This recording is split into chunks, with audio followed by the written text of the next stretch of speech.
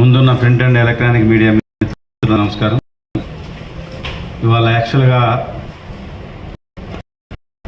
మొన్న వచ్చిన అకాల వర్షానికి రాత్రి కానీ గత 3 రోజులుగా కురుస్తున్న అకాల వర్షం ధాన్యం పెద్ద ఎత్తున దెబ్బతిని రైతులు ఇబ్బంది పడుతున్న సమస్య మీద, అదేవిధంగా సంబంధించిన ఇంధనాల మీద ఇవాళ సిసిఐ కొనుగోలు జరిగి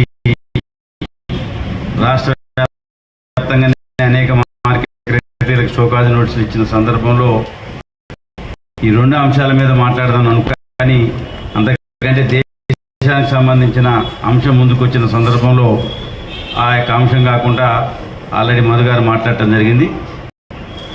నుండి 9వ తారీఖున బీఆర్ఎస్ వర్కింగ్ ప్రెసిడెంట్ తల్లాడ మండలం మెట్టపల్లి గ్రామంలో మాజీ DCM దివంగత రాయల శశికిరా గారి విగ్రహావిష్కరణ కార్యక్రమం పెట్టుకోవడం జరిగింది.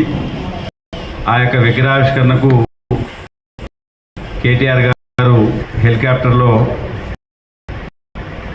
10:30 గంటలకు అనే గ్రామంలో దిగి అక్కడి నుంచి ర్యాలీగా మిట్టి గ్రామం వెళ్ళి విగ్రహావిష్కరణ చేసిన తర్వాత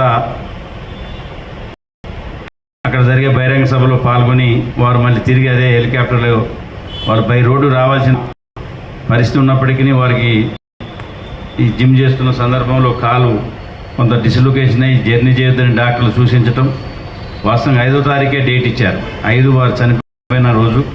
కానీ కొంత రెస్ట్ తీసుక మళ్ళీ ఇంకా వద్దన్నా కూడా మా యొక్క విజ్ఞప్తిని, జిల్లా పార్టీ అందరి యొక్క విజ్ఞప్తిని వారు పరిగణలోకి తీసుకొని బై రోడ్డు రావటం శ్రేయస్కరం కాదని అందరి రిక్వెస్ట్ మీద వారు 9వ తారీఖు రావటం జరుగుతున్నది.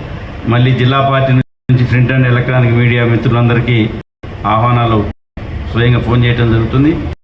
వేదికపై పెద్దలందరూ కూడా ఆ కార్యక్రమంలో పాల్గొనాలని ఆల్రెడీ నేను సత్తుపల్లి నియోజకవర్గంలోని అన్ని మండలాల ముఖ్య నాయకుల సమావేశం కూడా పెట్టుకొని దానికి సంబంధించిన ఏర్పాటు కార్యక్రమం చేయడం జరిగింది. ఈ యొక్క కార్యక్రమంలో అందరూ పాల్గొని విజయవంతం చేయాలని చెప్పి విజ్ఞప్తి చేస్తున్నాం. మండల నాయకులు ఎవరైతే ఉన్నారో జిల్లా వ్యాప్తంగా ఉన్న అందరు మండల ప్రెసిడెంట్స్, ముఖ్యమైన నాయకులు, మాజీ శాసనసభ్యులు కానీ మాజీ మన ప్రజాప్రతినిధులు, ఇన్ఛార్జీలు, వివిధ హోదాల్లో ఉన్న పెద్దలందరూ, గ్రంథాలయ సంస్థ కానీ, DCCB కానీ, వివిధ సంఘాల అనుబంధ సంఘాల నాయకులు, సీనియర్లందరినీ ఈ సభా వేదిక ద్వారా ఆహ్వానిస్తున్నాం. అందరూ పాల్గొని జయప్రదం చేయాలని చెప్పి విజ్ఞప్తి చేస్తున్నాం.